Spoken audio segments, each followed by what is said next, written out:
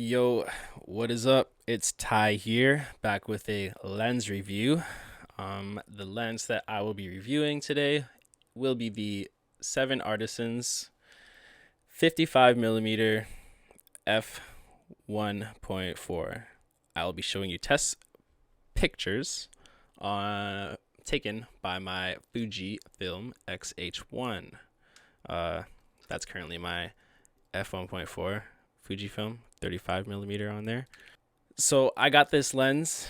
I got this lens from Amazon. It was only about $140 Canadian, probably about like $100 US. It's an APS-C mount, so its equivalent focal range is 82.5 millimeters on a crop body. Mine is a Fuji mount, as you probably already know, but it's also available for Canon, Micro Four Third cameras, and Sony. It's an all manual lens. If you're in a hurry, I probably wouldn't use it at f1.4 because it's going to be very hard to nail perfect focus at f1.4. But if you use highlight peaking, it makes it a breeze at like f2 and up. I find it like pretty smooth at f2.8 and up. I would say it's pretty smooth. It also comes with a nice focus ring assister that's easy to put on there. You just stick it on and it doesn't come off. It hasn't come off yet, but as you can see, the focus ring is super smooth. It's like buttery smooth. So that helps you with focusing, especially if you're taking video. The build quality is superb. It's all metal construction. It feels like it could take a couple licks for sure. If you want to throw this at somebody, then feel right ahead. Like, you'll definitely do damage for sure. Also comes in a nice box and a nice carrying case. I guess if you're looking to store it, I would put it in the carrying case. It's nice and soft, or you can use it to like clean your eyeglasses, which I do sometimes. But like, honestly, I wouldn't even put it in this while I'm going out and shooting, because then it just takes more time for me to take it out of the pouch when I'm trying to put it on my camera. The box is pretty nice that it comes in as well. It's like resembles opening an iPhone case, or iPhone, the phone, an iPhone box. Some dislikes about the lens that I have found to be a little bit unpleasing is the edges are pretty soft when shooting wide open, but that's kind of expected for most f1.4 lenses, especially for like this price range at $140. So I wouldn't expect like anything amazing in sharpness in the corners.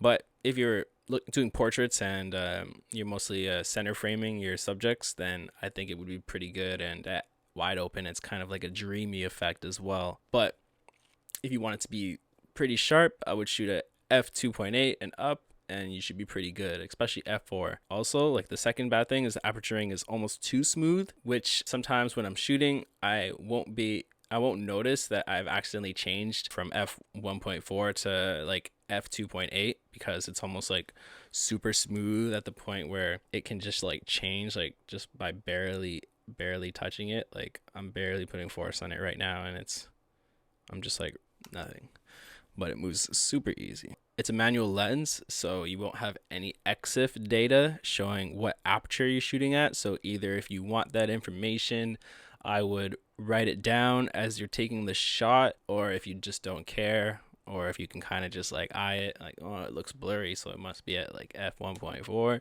then that's up to you. But me personally, like, I can kind of know where I'm at. If it's like between f1.4 to f2, I can kind of guess if I shot at that, but it's not really a big deal for me if I have that EXIF data showing or not. So now let's take a look at some images I took while just shooting around my house. I didn't have a model or anything, but I'll show you some sharpness comparison with this lens from f1.4 to f8. All right, so here are the images. First, we are looking at f1.4. It looks pretty good from back here, to be honest. Doesn't look too bad. We'll go in a little bit closer as we start to see a little bit of unsharpness. It's not as sharp here. It's definitely a lot sharper in the center than if you start to go out towards the edges. You can't really see much there, but if you go towards the edges, as you can see, that is illegible. But going to f2, you can see that it starts to get a lot clearer. And I am at like, what, 1 of 1, I guess. So it does look pretty clear, especially on the edges. You can see that it starts to sharpen up, especially in the center. It's like almost crispy sharp, but f2, you'll start to get the focus a lot easier. But going to f2.8 is when you can see huge differences. So on the side, it's just a little bit blurrier here, but in the center, it's almost like super crisp. So that is that. And then you can start to read whatever is right there.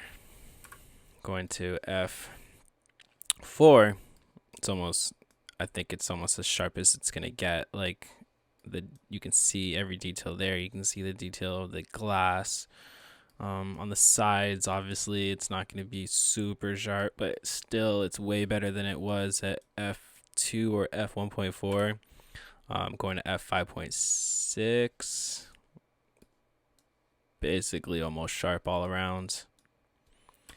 f8, like it's absolutely sharp all around. Almost like that's the sharpest that you're gonna get it right there. It's really the sharpest you're gonna get it. And also it's a manual focus lens too, so my focusing points may have not been 100% accurate, so you also have to take that into an account.